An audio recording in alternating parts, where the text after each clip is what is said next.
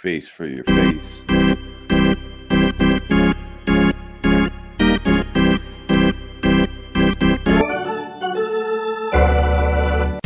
Christian and Schmitty, they're breaking it down. From the skate parks to the pitcher's mound. Skaters on baseball, it's the vibe you need.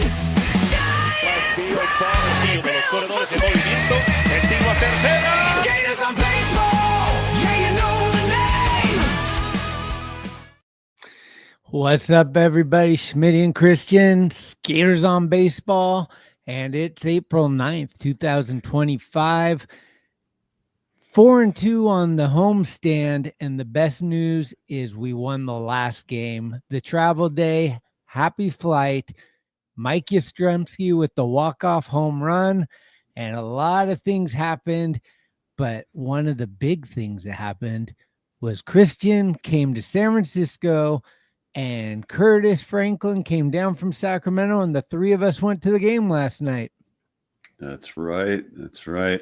And even though they lost, it was a lot of fun. So, yeah, I would have loved if they won last night the way they won today. And I guess City I'm Connects supposed to have eat. no runs. Yeah, no, none, barely any hit. I think a couple of errors recorded. So, yeah. And I guess I should eat a little humble pie about Mike Yastrzemski, because I had zero faith in this guy to get done this year, and he's been hitting. And then today was just okay, you know. OPS It is was number pretty incredible. one, right? Yep. And the thing about today's game, 2 games. It was like the first game was, oh shit, we're gonna get swept and shut out maybe again by the Reds. And then the second half of the game was like, here they come, and this is gonna sure enough it did. And they gave away 2 extra runs they could have had by guys getting thrown out at home plate, which I thought was just, those were painful, right? Those sends to the plate, both of them were bad. So, well, I don't know if Matt Williams was doing some crazy sends, or I mean, there's 2 ways to look at it. One is Wilmer just is horrible on the bases, like he has no legs. And number 2, Ellie De La Cruz has a cannon of an arm, but he was playing back. So ground ball to shortstop with the shortstop not playing in, you send the guy at third. Ellie probably shouldn't have thrown that at home, but you got the slowest guy in the league at third, so it's easy to do. But Sure. you can't disrespect Wilmer. The guy is just carrying us at the beginning of the season here. And we saw our buddy Glenn after the game last night, and he was just hopping around, yelling and screaming out in front of the place. Like, I told you Wilmer's going to hit 30 plus home runs. And I mean, what does he got now? 5 or 6? I think he's got 5. And man, it just, the old man has a little life in him still. So that home run, and it's funny, you were talking about, is that tombstone in left field going to prevent his home run? So it was. Yeah, it was so close. I was like, if that hits the wall in this scenario, we are, somebody's going to have to take a sawzall to that thing. Totally. So, yeah, I mean, dude, guys that they got that 1 year sort of arbitration year left on their deals. I mean, it's like Wade hasn't started to wake up with the bat yet, but he's played solid. Torres has been great at the plate, and Yaz is hitting like crazy. It's kind of a shock, but there's all these young guys waiting in the wings too. So if anything happens with any of those dudes, we saw Casey make a couple of great plays at first last night. So promising, and yeah, it's is what it is. You sound a little burnt over there, man. Did you get enough sleep last night? Well, I got back. It was like took me 2+ hours to get back here after the game, so I was on the road, and I had to dump Curtis off at Market Street, which club, driving from the ballpark to Market. Uh-huh. So once I got onto the side down, it was pretty smooth sailing. Okay. So. Well, I got for my money is Jung-Hoo Lee. The guy's just, I think he's got the fan base behind him. He gets the loudest applause when he comes up. The whole Jung-Hoo Lee chant, I love. And his excitement in the field and with the bat. He had 3 more hits today. And the guy's got speed. He's just Glenn was saying it last night. And I mean, he took the words right out of my mouth. If anybody out there says we overpaid for this guy, they got to come see me. Jung-Hoo Lee forever, man. I love this guy. He's been doing it. Obviously, the pitching has been really superb. Verlander had a hiccup in the 3rd inning, and I was like, here we go again. But then he just came back out and fixed it all and ate up some innings and pitched really well. So I think Verlander's going to be okay. I'm not worried about him. I think everyone and their mom are worried about Camilo Doval. That's going to be the story of this road trip, is how does he get implemented into the games? Like, is it less critical earlier on? What does he have? Does he continue to struggle? And how much of a leash do they give this guy? Because everybody's talking about it. I love Camilo. I feel bad for him, but he's having some issues, and I don't know that sending him to SAC is going to do any good. I think they tried that last year and it didn't do much. I think they almost need to really sit down with them and almost like an intervention, like reprimand, almost, I don't know, but they got to get him to snap out of this because he has the stuff.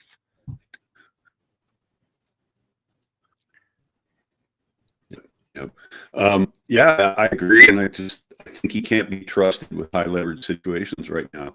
And this goes back to last season. So it's not like this is suddenly a shocker. He starts out and he's terrible. He's kind of terrible last year in the season. So I don't really know. I think that they're going to have to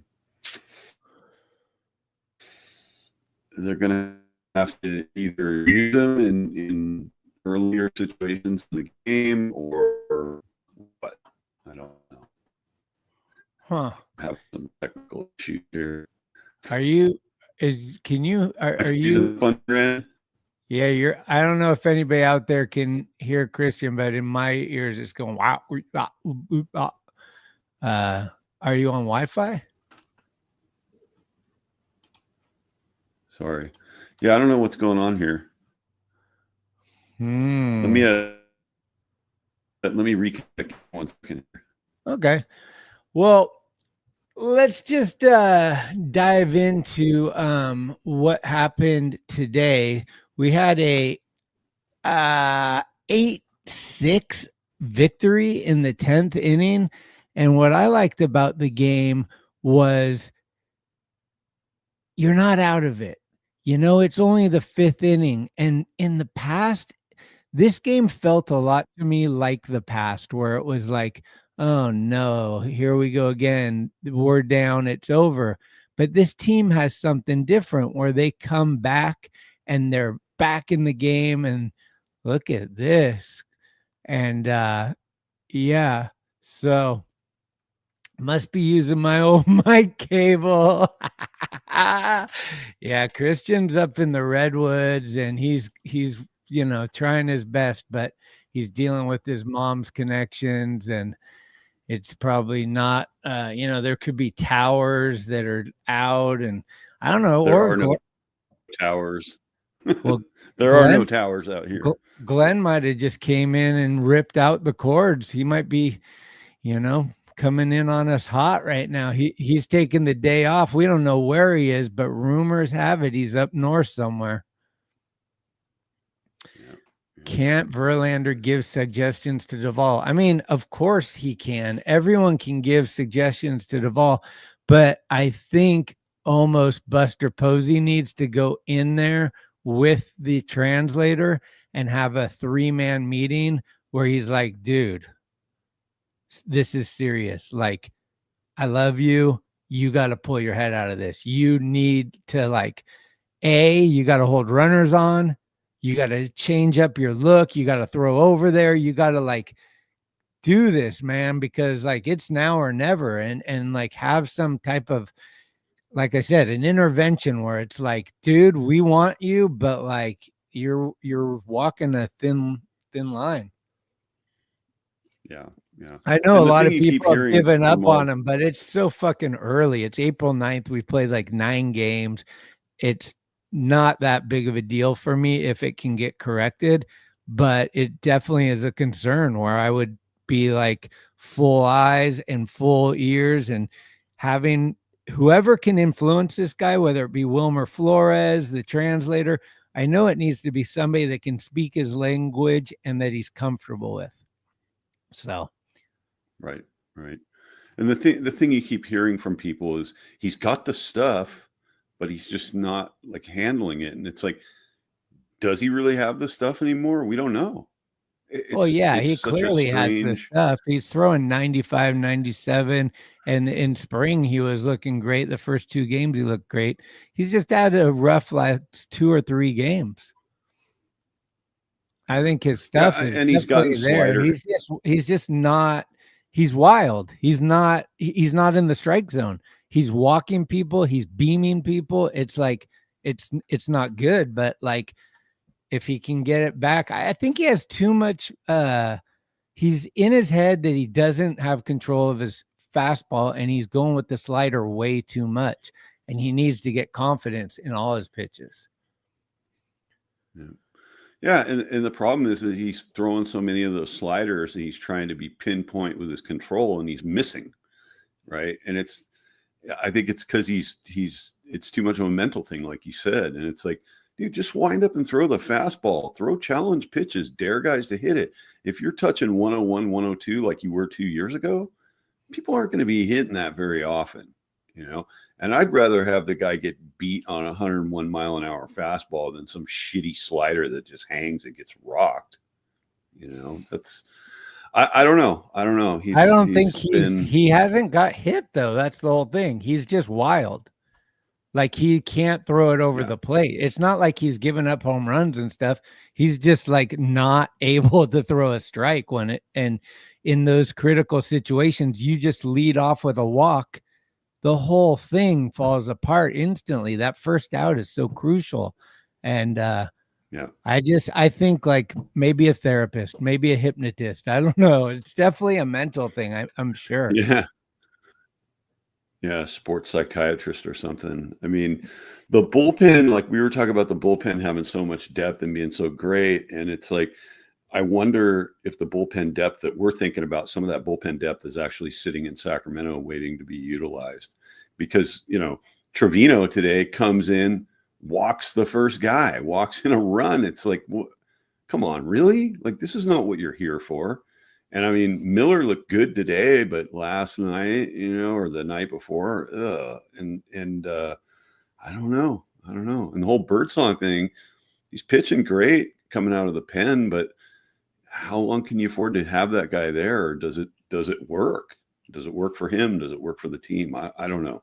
At any rate, I'll take the win today. I'm happy that they didn't get swept after going, you know, back-to-back sweeps. It's, you know, you don't want to get swept yourself. And I actually think they're going to go into New York and do pretty well against the Yankees. I just have a sneaking feeling because the Yankees just had to put up with some crap from the Diamondbacks, and maybe they're not operating at full strength right now. We'll see. I mean, their pitching is a little suspect without Garrett Cole. I wonder if we're going to see Rodon, old forever giant Carlos Rodon. It's going to be interesting for me. This is one of it's probably the gnarliest road trip of the whole season for us. We go to New York, play the Yankees, and right after that into Philly, arguably one of the best teams in the National League. and then all the way across the country to Anaheim to play the Angels, who have started out pretty damn good. You can never take any of these teams for granted. So we're not back till the 21st. And as of today, Willie Adames has not hit a home run. He's not really hitting yet. He's had some hits. He's had some big situations, but there's been a lot of opportunity that hasn't come through for him. And I think we're all excited to see this guy, shine, because he's obviously been so instrumental, like off the field, with all the energy and all the attitude and the chemistry of everybody. Everybody keeps talking about how it's like, oh God, Adames has been so great, but we paid him to play, and he's played pretty good defensively. I think he's about what I thought he'd be. I think in the beginning I was like, oh, he's not as good as I thought he'd be, but then after that, I think he's kind of suffering from what Chapman did last year, which is just like in a new city, wanting to, you are kind of the guy money wise. So you want to like carry the team, and you're probably gripping and having more pressure on yourself. And it's all going to work out eventually. This is a long season, so I'm not too concerned about it, but I'm just so anxious for him to get that monkey off his back. I think once he hits the first home run, everything will be a lot more relaxed for him. Yeah, I'm with you on that, but I think it's a good time to take a step back from it and realize the Giants have played 12 games. Okay. With a pitcher, you could be a month into the season and people will say, well, he's kind of a slow starter. He'll get it going, within 60 days. But, Adames comes out of the gate 12 games in. Yeah, he really hasn't been hitting up to his potential or what expectations are. He's played great defense, and it'll get going. I'm not worried about it. I'm glad they signed him for the years and the money they did. I think that he's a foundational piece, just like Chapman, and that in the long run and even in the shorter run, it's going to pay off. It's definitely going to pay off. And Jung Hoo's just been insane. Yeah. I mean, it's good, and they've been getting. They might be small contributions, but they've been getting contributions from almost everybody. Somebody, different day, different guy comes up, gets something done. Bailey got a nice knock today, batting right-handed. First hit of the year, So right-handed. that's Triple. yeah, right. And he was hustling. And then when we got to extra innings with Chapman being the ghost runner, I mean, there's only a couple guys on that team that make it to third on that ball that's hit out there, right? There's a lot of guys that would have had to stick at second. So Chapman's value can't be underestimated either. Yeah. I mean, did you notice he does have some issues with when there's runners in scoring position. He's got a low percentage right now. Yeah, and I think it's the beginning of the year, 12 games. Some guys have to just settle in. It takes a little longer, but not worried. Did you see that Chapman ripped open the hole in his hand from the other day today? Yeah. Yes, I did. He peeled back whatever it was that happened in the Mariners series where he chopped his hand up diving for that ball in the dirt. He reopened it today. So I'm surprised he doesn't wear something there all the time. You notice how these guys, like, I see outfielders do it. I see infielders do it. When they go after a ball, they slide the glove out onto their fingers. Like their whole palm is exposed. I don't understand that. Right. I don't know. It's kind of thing. Yeah, it's everybody has different ways of holding their gloves on. Some people have the finger out, some people all fingers in.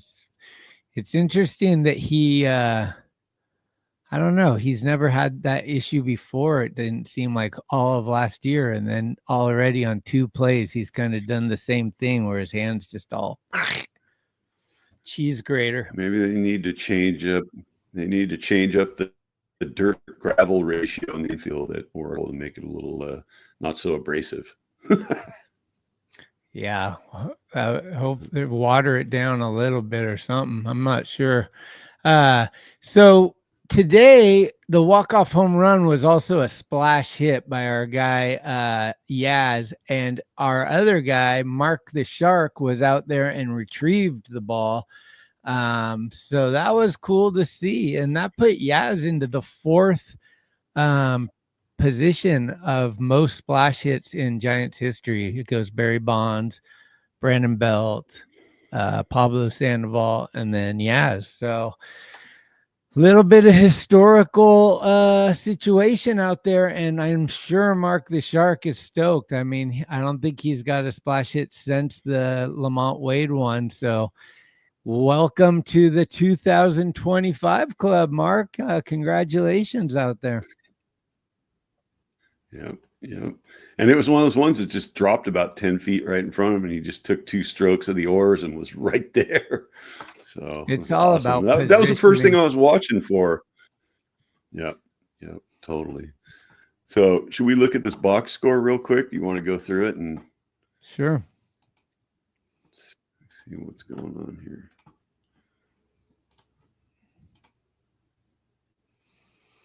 Mark competing with McCovey Cove Dave. That's right, Daniel. So here's our box. I don't know if you can see that. It's a little bit small. I can make it a little bigger. Hang on. What's up, Shardall?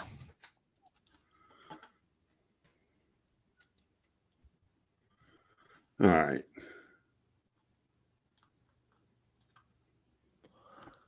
Yeah. What was Lee? 3 hits today, right?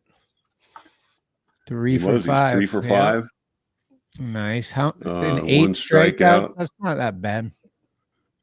Yeah, it's down from some of the previous games. So yes, sure they how many did. strikeouts they had last night. More than that. There it is. Yeah, that's right. This is the scariest road trip of the season. So get it over with. But I think we're gonna do okay with the Yankees. Phillies are gonna be tough. I'll tell you that. They're going to be tough, but you know what? I actually was able to catch one Phillies game where Trey Turner and Harper are kind of scuffling a little bit. They're not. They got so much talent. It's not 1 or 2 guys, and they're pitching like they're a complete team. They handled the Dodgers. Yeah. True. Player of the game today, Chardall says Yaz. Huh. I don't know about that. Maybe. It's a tough call. I mean, it's almost based on situations throughout the game who you could pick. I think the overall player of the game is Lee, just for the hits and the hustle on the bases, right? You know, and even though he got thrown out at home on that one play, he'd be my guy today. I think Verlander gets a nod, you know, for how he pitched. So yeah, a couple of those hits in that inning. Go ahead, Schmitty. No, it's okay. I think you're on delay. It's really hard to figure this out. Oh, sorry. That's all right. I could try restarting again, but I don't want to leave you hanging here. I don't know why it's so crappy. It was fine the other night. This is who my guy is. I was thinking Flores hits the home run. If that doesn't happen, the game's over. So to me, Flores was the player of the game. Yaz, he ended it, but it wouldn't have even got there without Flores. That's right. Well, that Flores home run was like a Michael Morse replay, right? The late innings home run to tie the game, solo shot. It was like a mirror image. And we thought he was going to get chevroned. Yep. At first, I thought when I was watching it on TV, I thought it was going to go foul, you know. But when he started moving towards first base, I was like, okay, I can't really see it from this angle. And then it was out. So they kind of zoomed in with the camera and they were trying to find it where it went. Look at this. Oh, yeah, that's true, Daniel. We ran across him last night. He was wearing that Flores jersey and he was basically broadcasting on the street. Yeah, the guy's got a voice, man. Oh, yes, sir. Yes, sir. Crazy. So, Can you hear him in your place? Like if he's on the phone or something, do you actually hear him 2 floors away? No. But here's the image right here. This is us last night after the game. We run into this maniac, and there's Christian on the right, me on the left, and old 41 Glenn right there in the middle. Yeah. So yeah, but what was fun. most what were you looking at as the what were some of your highlights for these box scores? Oh, it's just I just want to bring it up and take a look at it. I think like when you look at some of the batting averages, that's the crazy thing. I mean, look at how low, Yastrzemski's batting average is 344, and I think that leads the team, right? Oh yeah, But most of these, I mean, you got a bunch of guys that are sub 100 or sub 200. I mean, Lee's up there 333, but yeah, it's crazy that they have a 9-3 record with batting averages like this. So can you scroll down to the pitching? There we go. Okay. So what we got here? Yeah, see the bullpen just came in and they gave up no earned runs the whole night. That's what I thought. Verlander gave up all the runs, and Trevino 0, Rodriguez 0, Tyler Rogers 0. Tyler Rogers, I mean, look at this. 3 strikeouts in 1 inning. Like, he's not a strikeout guy. That was huge. And then Walker is just money. Miller, he's doing it. He's kind of a little scary for me. Like, I don't know why, but I just don't have the Walker confidence in him. I almost think Rodriguez is a little more somebody that I have more confidence in, but I think those guys are going to work well together. Just having Miller, Walker, and Rodriguez back there, and Tyler Rogers kind of just placing him in wherever Melvin thinks is fit, like whether it be the 7th or 8th. And I like whatever somebody said the other night made a lot of sense to me.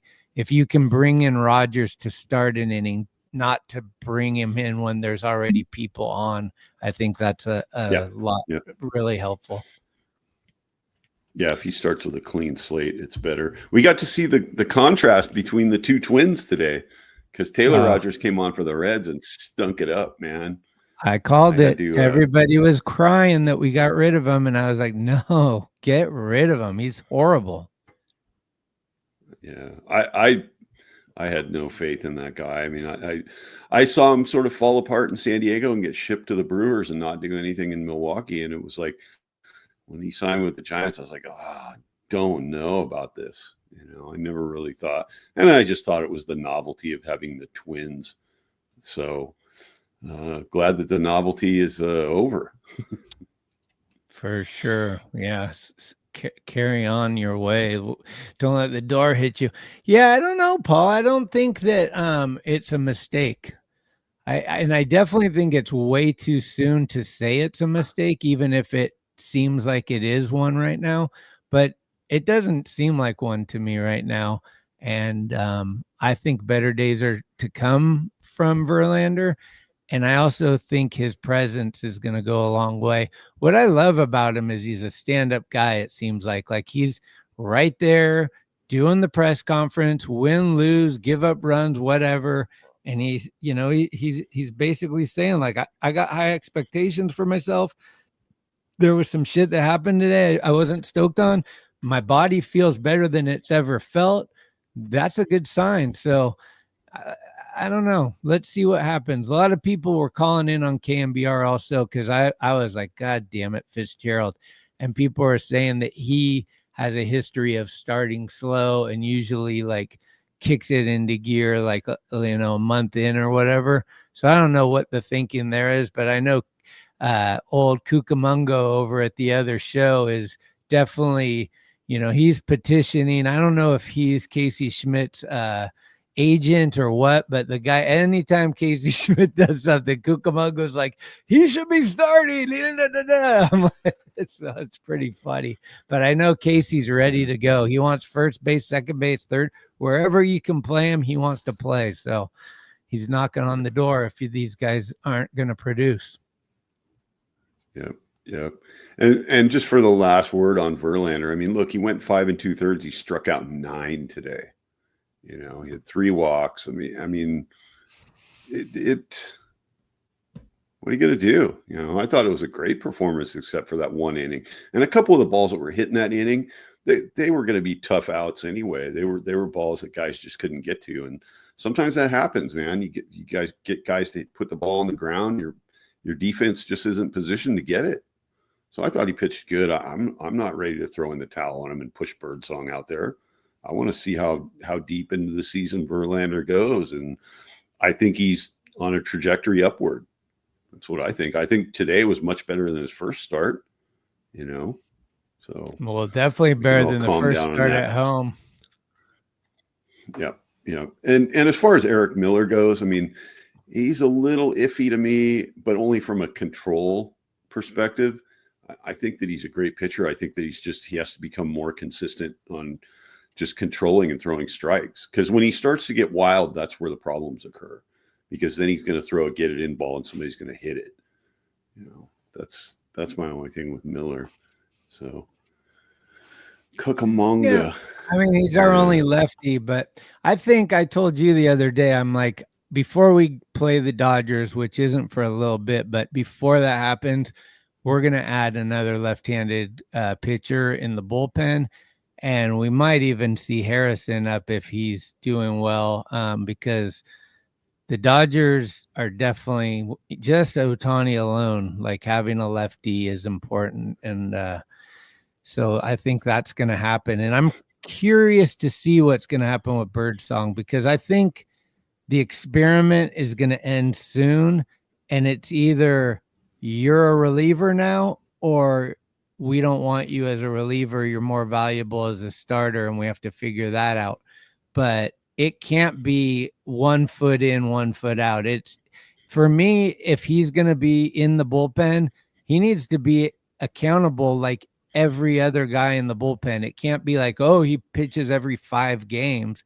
It's like, no. He's got to throw 1 inning a night, 3 innings in 2 days, or, you know, just like Sean Jelly. Like, he's basically replacing Jelly, so he has to be accountable for the same amount of opportunities. And if they're like, oh, but he's our starter, then why is he in the pen? So I think he should be a starter, but maybe he can be a reliever for a year and then still be a starter. I don't know, but I just think that so many people want to see him as the starter that it'll be interesting. There's so many pitchers the Giants have in their system. It seems to me kind of like a waste to put Birdsong in the bullpen. Yeah. Well, I have a hot take for you. I'm guessing Whisenhunt, if they call up a lefty for the bullpen, it's Whisenhunt before Harrison. Yeah, Harrison's not going in the bullpen. I'm saying Harrison's coming up as a starter if he comes up. Same thing as Birdsong. It's like this whole like mix and match is crazy. That's Farhan shit. It's like, this is a starter. He's a starter. Not, here's a starter, put him in the bullpen. That shit's fucking whack. Like, I don't like that at all. So it's like, if Harrison's good enough to come up and we need him, then cool. But I'm hoping Hicks, Verlander, Ray, and Webb, these guys, if they stay healthy, sorry, but these guys are going to stay in Sacramento. There's nowhere for them to be. And that's a good problem. Right. Yeah. And after what we saw out of Roop last night, I mean, you can't pull the string on Roop. He's got to stay in there. That was a great pitching performance last night. I really see what he did. Saw, you know? He didn't do strikeouts. He went for pitch count, and it was, I mean, he pitched like 6 innings and he only had like 80 pitches or something. It was like a whole different performance. The last time he struck out like 8 or 9 people, but he was throwing so many pitches. I think he only pitched like 4 2/3 last time or something. So yeah, these guys are going to get better. Pitching to soft contact. With Ohtani, they can always pull up. Oh God, no. There's no reason to pull a Bonds. Otani's not Bonds. We can, who's the guy we got? Was it Bivens last year that like somebody Otani was like 0 for 6 against it? And I think it was Miller Yeah, actually. Yeah. one So of we're those not guys. Yeah, afraid of Otani. yeah, yeah. And why walk him and give him a free base? Because he can steal bases. He's not slow. I mean, Bonds Uh-huh. was not like a big base stealing threat, so you can walk the guy and be like, well, that's as far as he's going to go, right? So, Yeah, that's there we go. I'm excited about Roop. I want to see how he does down the line once all the league has a book on him. Yeah, these guys are only going to get better. I'm telling you, like Roop is gaining experience, and with that is going to become much a better pitcher. The thing that I noticed with Roop too, which is very interesting to me. I don't know if it's intentional or coincidence, but he hasn't pitched to Bailey yet. He's pitched to Huff both times. So if that's going to be the situation all year, like sometimes, I don't know, for whatever reason, some people like this certain catcher. And I remember like Casali always caught somebody last year. But I really think Roop could benefit from Bailey. I mean, obviously Bailey's a great catcher with an idea of how to call the game. He gets you more strikes. And with Roop's movement on his ball, you want a guy that can, get that little extra edge on the on the uh on the close ones. So I'm excited Yeah. to see Root pitch to Bailey. I think that'll be, and I think Hicks is pitching in Yankee Stadium, right? Like that's gonna be must see TV when it's Hicks versus Judge. Yeah. I was like, okay, let's go. It's going to be intense, man. Yeah. Mm-hmm. And as far as Roop goes, look, he pitched 6 full last night, didn't walk anybody. Okay. He Mm-hmm. gave up 7 hits, but I mean the reality is like his strikeout, he got 4 strikeouts, which means he induced, what is it? I don't know. 8 ground outs or something and 3 fly ball outs. So yeah, it's like a good problem to have when you got these guys starting and other guys that can start as well. So Everybody hit the like button. Come on. yeah, Paul, you might even that's want to important. smash the subscribe, as Chardal says. Yeah. So, Christian, what do you think about this? Because I'm watching the game today at work on my YouTube TV because I have 2 monitors. So I have it like up on the left-hand side while I'm doing my work. I'm a little nervous about Fitzgerald at second base. He's made a few plays. He hasn't made a few plays that I think a good second baseman would have made. And I just think that if he's hitting great and he's doing everything else, these things slide a little easier for me. But if he's not doing that, which he kind of isn't right now, I think he has to be playing spectacular defense. Otherwise, you're kind of like struggling on both ends of the thing. And so I think that when he, I don't know how these guys with their errors, it drives me crazy. Like Adames throws the ball to him and he doesn't put his foot on the bag. How does Adames get called for the error? That was insane. And then opening day, there was like 6 errors and nobody got called for any of them. I'm just like, what's going on? What's up, Cole? Yeah, that would be me. Morons was just saying to get yeah, rid no, of. Fitzgerald. Okay, so he's turned some great double plays with Adames to start the year, but yeah, he's made some real defensive miscues at second base, and I mean, he played in the outfield last year, if I'm not mistaken, right? They put him out there, and when he went Fitzgerald, Yeah, he was playing all over did the they play place. him in left field? Yeah. So I don't know how much second base maybe just isn't in his wheelhouse, or it's just an experience thing, or maybe he just doesn't have it that way. I've kind of seen it go both ways, where he's made some really great plays and he's made some abysmal plays. Like the play today where the ball went under his glove and it was like he charged in when he should have taken a step backwards. I mean, that was a very fundamental mistake. And yeah, in a game like this, it's like you can't give up any bases, you can't give up any runs. So I'd like to see him be more solid. Like you said, it's got to be one side or the other. He can't be bad at both. You know? Well, look at this. Is this a formal apology, LD? Come on. You can't be abrasive on our show. You take that to some other show. No abrasiveness here, pal. Now it's all good. Yeah. Like we're to be fair, accountable. We're accountable. We say things, and then if it goes the other way, then it's like goes the other way. This is an opinion-based show. We're not like factually saying like they have to trade him. It's just like that's the opinion at the time.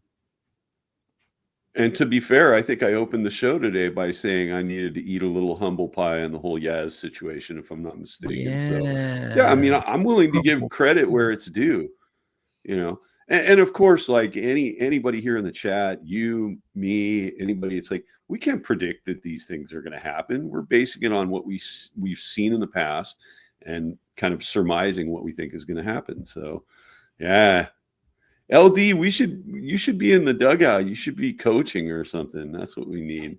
Hey, I don't mean to be abrasive, but don't get here late, pal. We want you on time. Come on, LD. That's right. The notification went out. You're a subscriber. 5:30 on the dot. You hear me? Yeah, see, Robert Rothberg is bought in.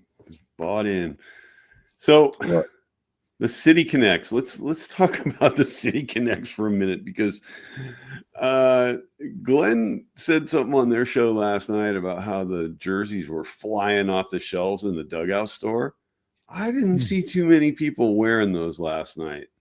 And he also brought up another point, which was very odd, that none of us really quite noticed that Take Me Out to the Ball Game was absent during the stretch, so that this Russell or whatever his name is could get up there. And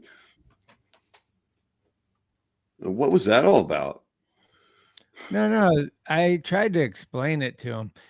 Russell has the song Nothing, whatever their motto is, Nothing Like It, right? Okay. Are you there? Yeah. Am I freezing up again? I don't know. Anyway, here, I'll just say it. The Russell has a song called Nothing Like It. He played that song in the 17th stretch, and at the end of that song, in the song is Take Me Out to the Ball Game. So that was him doing it in that song. So it actually was not missing from the game. Okay, well, if that's the artistic interpretation of it, that's fine. But yeah, it was weird. The whole thing was weird. Well, it was City Connect. It was like they were trying to connect all these pieces. It's music, and there's the musician. So it's like E40, LaRussell, Pilo. I don't know who the other guy is. I thought it was Neil Sean, but it was some other rocker guy that was just the random old rocker looking like he was like, what am I doing with all these guys that are rappers? Oh, he was one of the old Jefferson Starship hippies from the 60s. It was somebody that's like, we were like infants, or if we were even born when this guy was something. Right? Yeah. Well, but you know, I just, at a distance, they don't look that bad, but up close, whew, I'm not feeling it. City disconnect for me, you know. LD's the contrarian today. LD loves them, and I bet Robert Rothberg loves them because Glenn says connect. I didn't know what the fuck was going on. Well, we were calling the jerseys early on. We were calling them the City Rejects instead of the City Connects because they were just looking so bad. And what happened was last night, Curtis and Christian had 2 seats together, but I had a seat somewhere else. So I tried to sit next to them, but the closest I could get was about 2 or 3 seats away. So Christian's yelling at me over a couple of people, like, what do you think about these Sync-Connects? And we're kind of talking shit. And then all of a sudden I look over and the guy in between us is wearing one. And I'm like, oh. So I was like, these things look a lot better with the socks and everything else going on. I tried to dig my way out of it. So that's funny.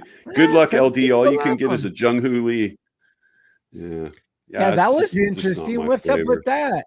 They only have and Jung-Hoo's the guy I would get, but that's the only option at the dugout store right now was just one player, which I thought if you're going to launch this thing and put it on every social media every 10 minutes, you probably want to come out hard with like Chapman, Adames, Webb, like have a whole arsenal of people. Like not everybody wants Jung-Hoo Lee. The guy next to me is like, I'm a Yaz fan, but this is all they had. I was like, well, let me tell you this. You don't want to buy a Yaz jersey on his last year on the team.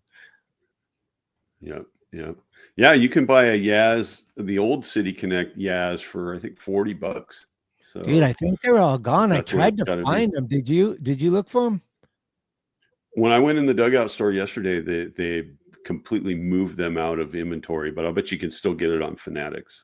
So that's where I went was the Fanatics website.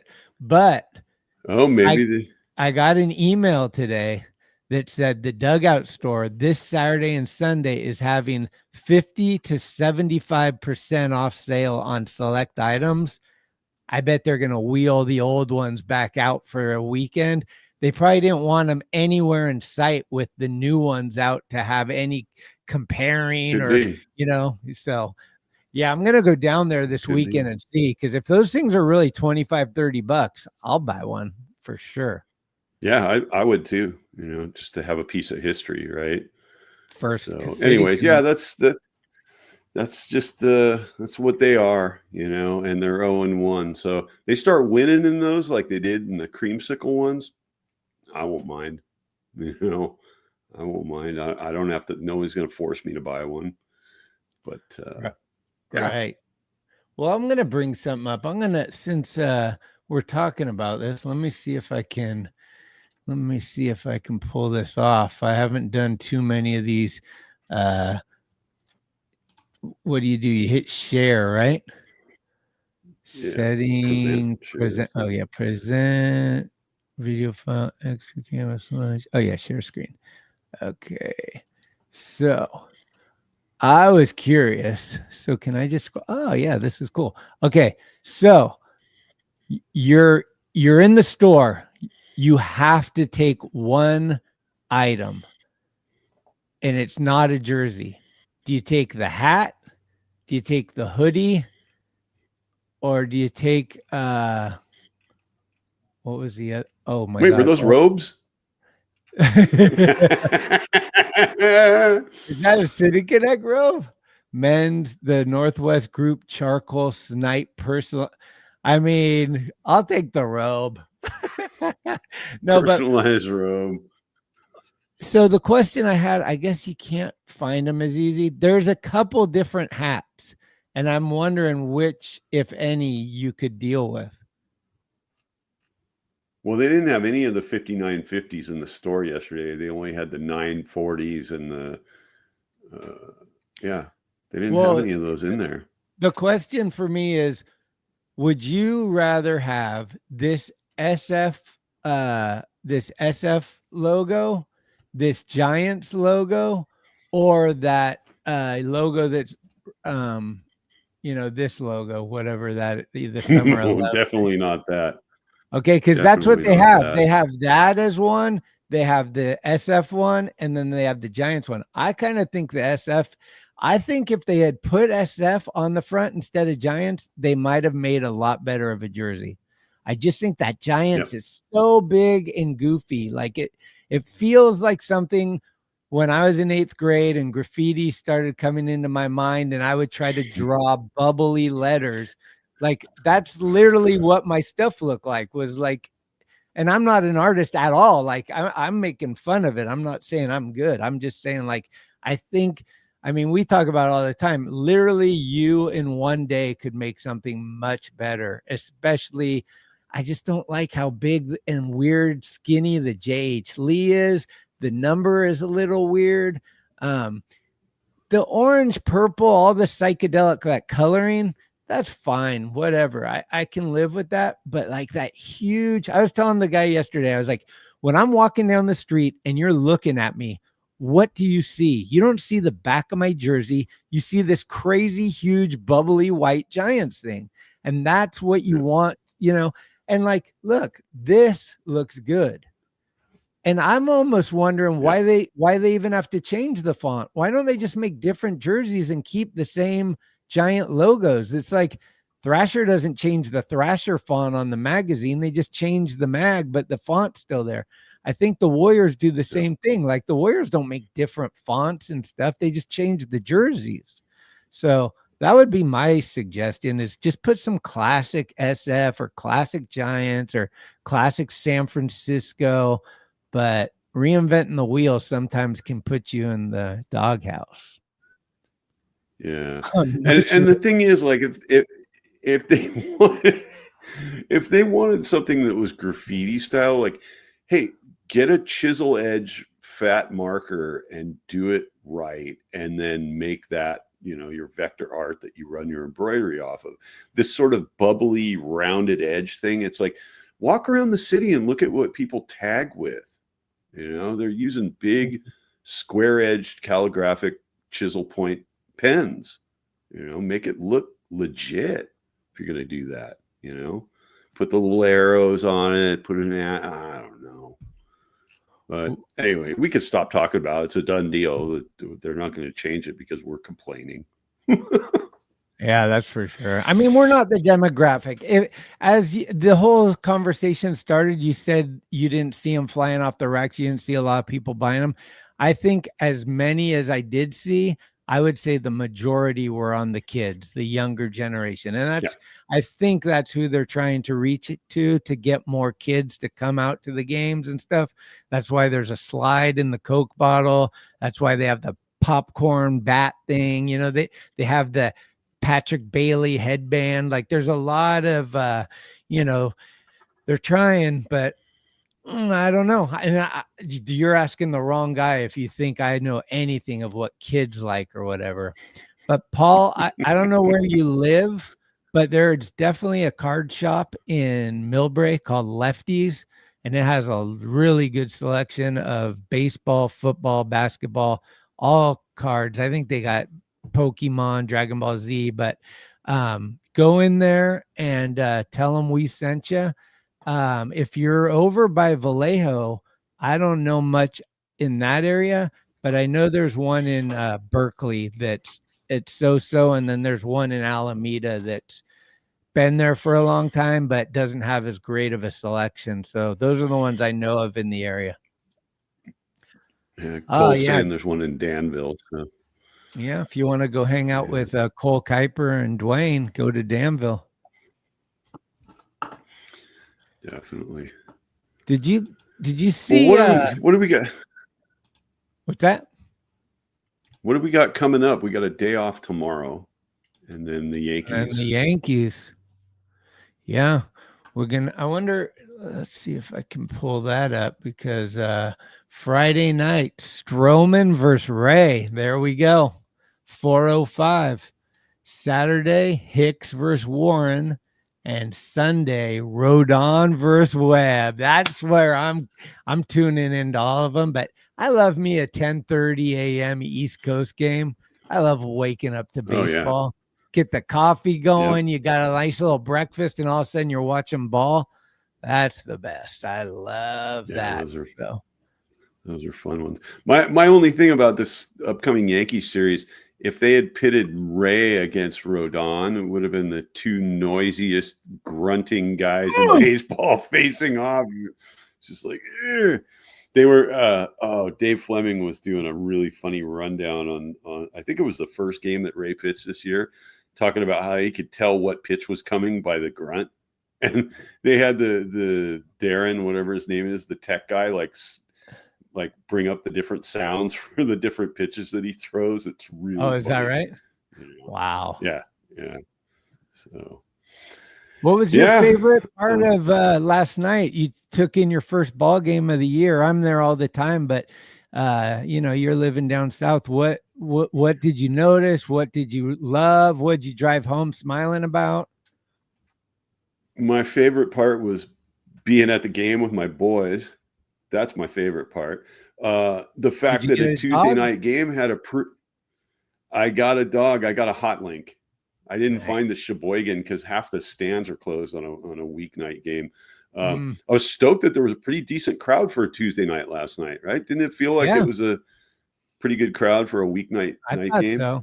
Yeah, I I think so. like that. I didn't pay any attention to the digital Coke bottle whatsoever, and hardly any attention to the scoreboard. Curtis kept elbowing me and asking me, like, "What? How many strikes? What?" He's like, "I don't even see it," you know. And then this whole closed captioning thing they have at the lower left corner of the scoreboard, which is the public address. They have closed captioning like you can have on your TV, For the the deaf? lower left corner of the scoreboard. Huh. Yeah. And I mean, that's all great, but it's like that scoreboard is just blah, like I can't handle it. I'm just watching what's going on the It's a field. lot of information, but I'm guilty of Yeah, wanting my information. I like a lot of information, but I just like what I want. Like I want to know how many pitches the pitcher's thrown. I want to know how fast yep, the last pitch went. I want to know what the count is, how many outs, and the score. That's about what I need. I don't need the exit yeah, velocity. I don't need, what's crazy is the other night when Jung Hoo Lee made a catch, it said uh how much ground he ran, how right, fast he ran, and what the percentage of most people making that catch is. And it was 0%. I was like, how can it be yeah. 0%? He just caught it. Well, it's the expected out. It's not what actually happened. It's So, a bunch of malarkey. We don't there's need just that on there. too much analytics, and like you're talking about, like pitch count's important, right? Well, I noticed last night on the scoreboard, it's under the pitcher's photo when he's on the mound throwing, and Mhm, it's tiny, and it's mhm. black on orange, so you can barely see it from where we're sitting. It's like, I don't know, what is it, 76 pitches? I don't know what's going on. So, yeah, that Mm. scoreboard could use some help. But overall, it was a beautiful night. The weather was great. It wasn't too terribly cold. Like the walk down to the ballpark from your neighborhood, dude, there's nothing better than that. Win or lose. Of course, it's always better when they win. But that was kind of a pitcher's duel last night. A little boring, okay, but some nice plays, and I got to give it to the Reds. Their outfielders, this whole series, Made some catches. that defense was insane. Even again today, a couple of really nice catches in the outfield. So the Reds definitely challenged the Giants on the return trip. It was a little different out in Cincinnati, but here they played really well. So Ellie De La Cruz didn't even try to steal a base the whole series, right? He wasn't on that much. Did you notice when he came around to score today how he was coming to the plate? He may be hurt. Something may be wrong with his legs Think because he so? hasn't been stealing any bases. And the way that he came across the plate today just looked like he was, I don't know if I want to call it limping, but he was moving kind of slow and kind of ginger. I'm not really sure what that was all about. So And how important was that error? I think he kind of threw the game away, didn't he? Like that routine play where the guy went off, wasn't that the inning that Wilmer hit the home run and that would have been the third out? yep, yep, yeah. It He's was a it was wild, he hurried with a throw he didn't need to hurry with. And so right? he pulled the first baseman off the bag, and sometimes that's all it takes, you know. And that happens a lot across the major leagues. You'll see guys that they they don't remember the scouting on the hitter, and they're thinking like, "Oh man, I gotta get it and whip it over there really quick to beat the runner." And it's like a lot of times I think they have more time than they think they have, you know, and it just happens. So all Who's right, your the prediction? Giants. I haven't not. I haven't seen a single one yet that No, I've seen anyway. they're coming, and from what I hear, they're gonna use them in batting practice and see what if they like them or whatever. Who would you think would be the first Giant that would probably use one, if any?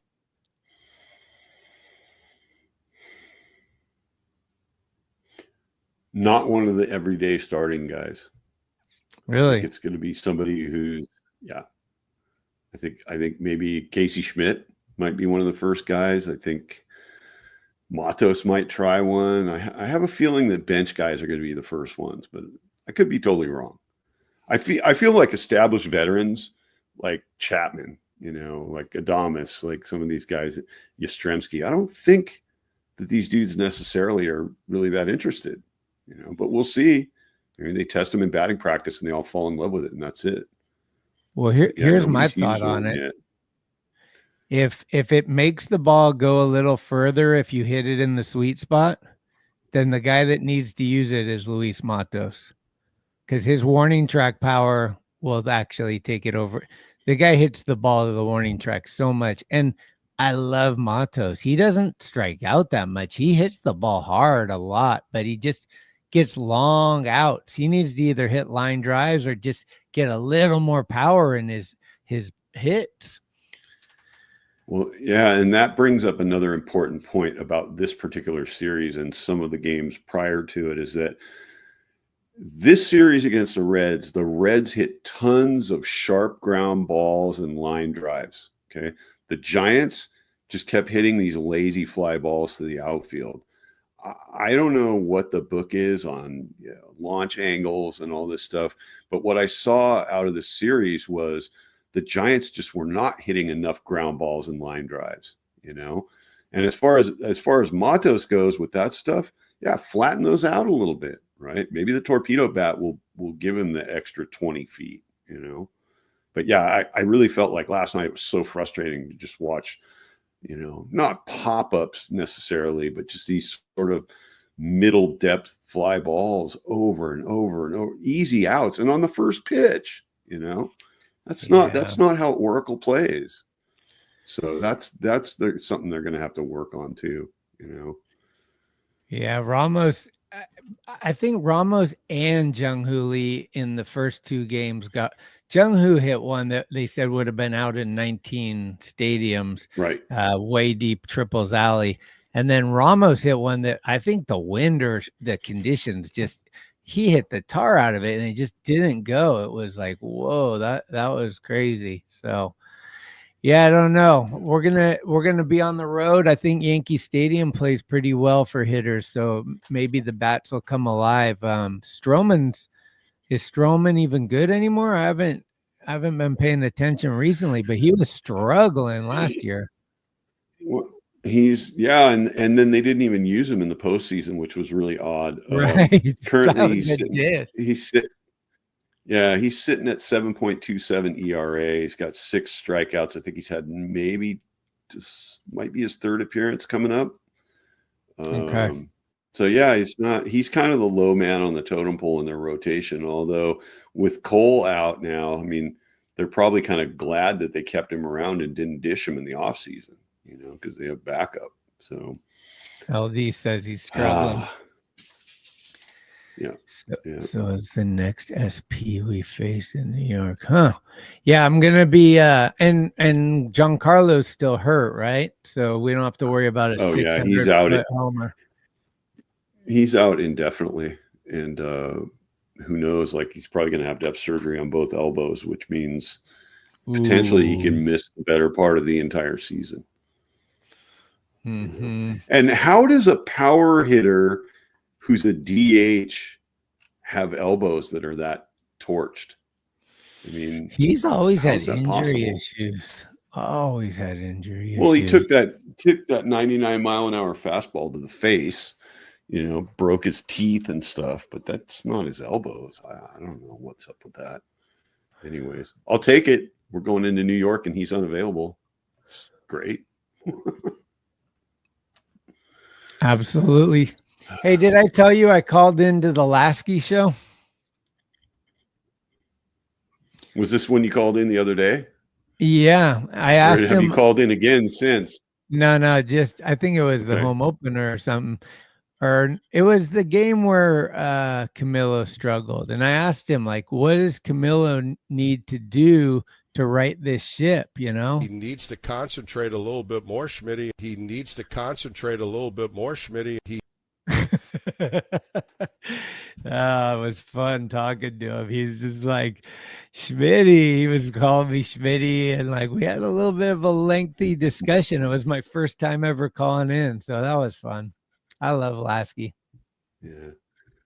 Lasky's great, man. His analysis of stuff is on point, you know, and being an old pitcher himself, I mean, he knows what he's talking about when it comes to arms. I don't care if they're generations removed. Pitching is still the same.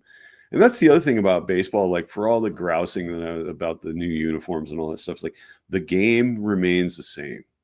You know, it's still the pitcher's up there trying to get guys out, the guys hitting or trying to get hits. The whole thing kind of operates the same way. Strategies might change and all that, but dude, it's the oldest organized sport in America, and it's great. It's great, and just taking in a live game is just the best thing ever. So, absolutely. Daniel's got a. Was it Daniel? Yeah, Daniel's got a good question over here. If I can find it, is this it? No. Daniel, where are you? What the hell? I saw it. Disappeared.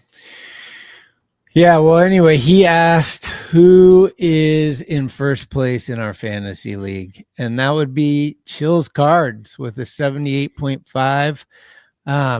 I'm working on putting together a little fantasy baseball from our league show where we're going to put out some feelers. We got 10 guys, 10 teams, and I'm just going to say, hey, we're doing a show, let's call it Tuesday, and have all 10 invited and see who shows up. And then we could just talk about the season, talk about what's going right or wrong, who's where, get some shit talking going, ask any questions, why you did this, why you didn't do that, or any of that stuff. It could be fun for like a half hour or so. I think be interesting to hear these guys' perspective too.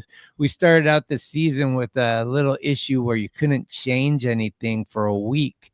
And then I finally got that fixed. So I think everybody's a little happier now. Okay. Yeah. Yeah. I think I'm currently sitting in 8th and had to move some people around. But got to tell you this much. I am so glad I drafted Jung-Hoo Lee. Yeah. I'm in 10th. Jung-Hoo Lee. It's going to be the biggest asset. So I'm psyched on that. I'm in 10th.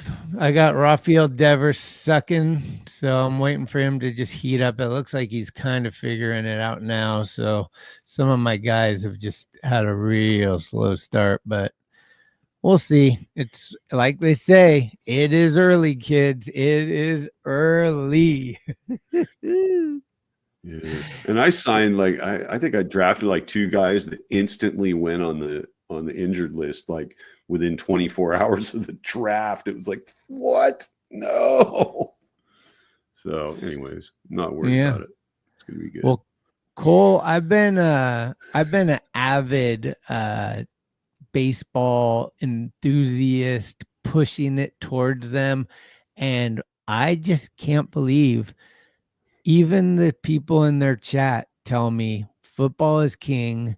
You're never gonna, like, you can complain all you want, but KMBR is a business and they need to feed the majority of the people that actually love football. That's what's been told to me time and time again.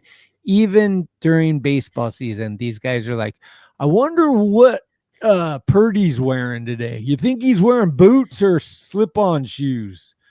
What do you think George Kittle might be doing with his wife tomorrow? There's so much hypothetical like crap about football players that, and it's not even football season. It drives me mental, dude. The Warriors right now, we're going to get off here soon because the Warrior game's about to start. There's like 4 games left and they're like in a playoff hunt. And it's like the Giant season's just starting. There's so much electricity there to be like, so what do you think about the 49ers?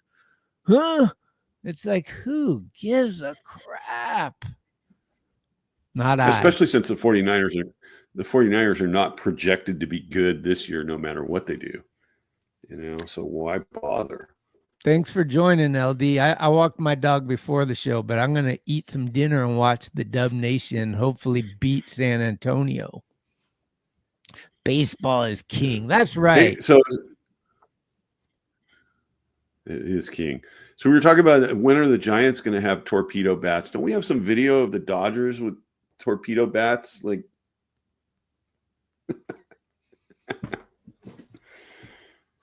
is that are you talking about the one where it kind of like goes like this?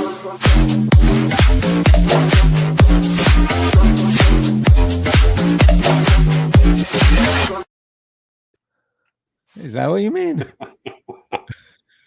yeah, shower mishaps and torpedo bats and trailer hitch ball sacks, and yeah, they got it all.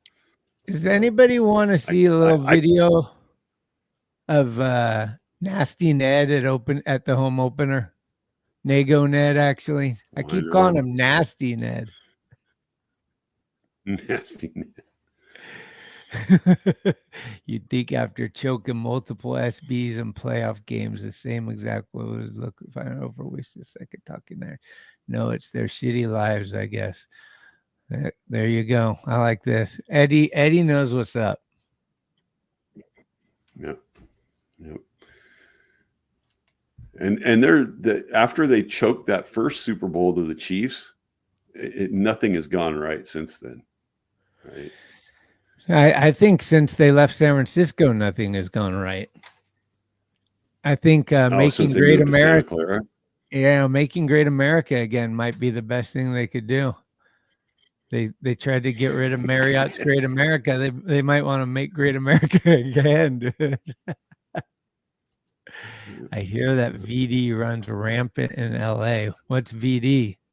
Are you talking about Venet, or is that some other VD? And are you talking about Los Angeles or Louisiana? I'm confused, Paul. Hold on, that did it. We're going straight to Nago Net at fucking the old home. This is Nago Net at the home opener for the Giants. It's a sold-out game. Yeah, that's great, but the bathroom lines are so bad I just pissed myself, and I can't get a pizza to save my life. Damn!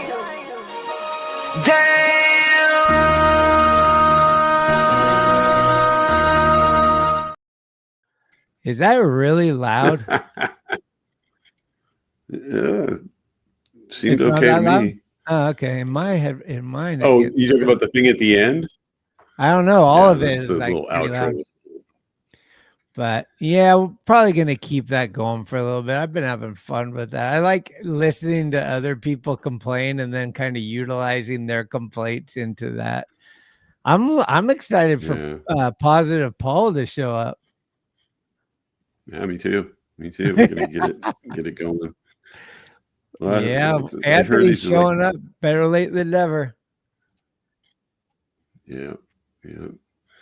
Wilma. Well, shit, should we wrap it up? What time's the basketball game coming on? I think 7:05 or something like that. But 10 or 15 minutes. And who do they got tonight? San Antonio. In San Antonio? No, right down the street. Chase they're playing at Chase, huh? Yeah. Cool. Anthony, you missed it. We had a photo of Glenn. We met up with him the other last night after the game. Christian and I went to the ball game.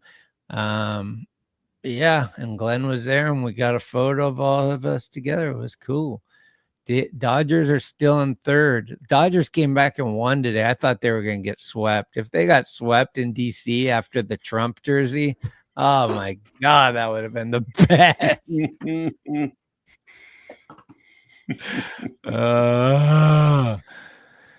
Anthony, yay or nay on the City Connects? You liking them or you not liking them? We had a little discussion about those, and there's a lot of mixed feelings. We're kind of on the closer to nay side. I definitely was full anti at first, and then seeing them on people with the white pants and the socks and the whole kit, here's the thing. Like, if I was being asked, I'd be like, look, I'm dying to buy a jersey. I have the money to buy a jersey. I want to buy a new jersey that's, brand new, like a new design. I'm dying for that. And the fact that I didn't buy one yesterday, I mean, that tells you the whole story. Like, I'm probably going to end up buying either the cream or the gray one. Like, I want to get a jersey, but I don't think I want that one. So that's me. Yeah. I don't like the purple. And you know what? I don't even mind the sound wave texture on it. Those jerseys. No. It's just the Summer of Love glove and the Summer of Glove and just the rest of it. Nah. I'd rather get a classic. Yeah, I don't know what happened with Mookie Betts, but do you know about this? That like Mookie didn't go when the Red Sox won, and then he was on the fence, but then he did go with the Dodgers. Why would he have not gone when? Because Trump's like, why would he wasn't into it. Like, he's not. He doesn't want to. He didn't want to like be in there with Trump. Listen, if people let politics get in the way of something like that, then they can suck it, as far as I'm concerned. There's just so much of that divisive bullshit that, like, it's a tradition. The team that wins the Super Bowl, the team that wins the World Series, the team that wins the NBA championships, they go to the White House and the president honors them. And you want to do that because you got some stick up your ass about the guy who's currently president, then, it's like you're putting politics in front of sport and what you do, and it's just dumb. It's dumb. Like, you talk all the shit you want, but like, I think that's what he did. Yeah. So another guy, whatever. Another guy. Let's not even get into this. Kristen's got a sensitive thread on this stuff, guys. Let's not go there. No, we don't want to bring politics into the whole thing. That was the whole point. So the only point I'm trying to make is, like, why let it get in the way of doing something cool? Well, it's political to put baseball in the White House, right? I mean, that's political. I don't know about that. It's just tradition. It's been that way forever. So it doesn't make it political, Yeah, see? Fuck politics. Exactly. So exactly. We can all agree on that, I hope. Totally. So I'm ready to rock out and watch this basketball game, eat some dinner. Yep, me too. Thanks, guys, for chiming in. Tell your friends to join us next time. Let's I don't know, at the very latest we'll be on after the series, the Yankee series, but if anything sparks us, we might be on sooner. But yeah, thanks for the join, and we'll see you next time. Have a great night, y'all. Thanks for listening to this episode of Skaters on Baseball. If you liked what you heard, please spread the word, give us a good review, or hell, blow us up on your social media if you're down. Follow us at Skates on Base on Instagram for baseball news and other fun stuff. We love comments and listener participation, so bring it with an audio clip or an email. You can email us at skatersonbase@gmail.com. We're everywhere you get your podcasts, and we'll be here all season long. Let's go, San Francisco. Let's go, Giants. Dude, that was one of the most mind-blowing shows I've seen to this day. Much love.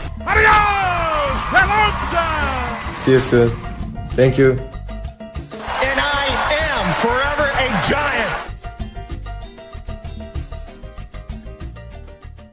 Forgot to show the sticker.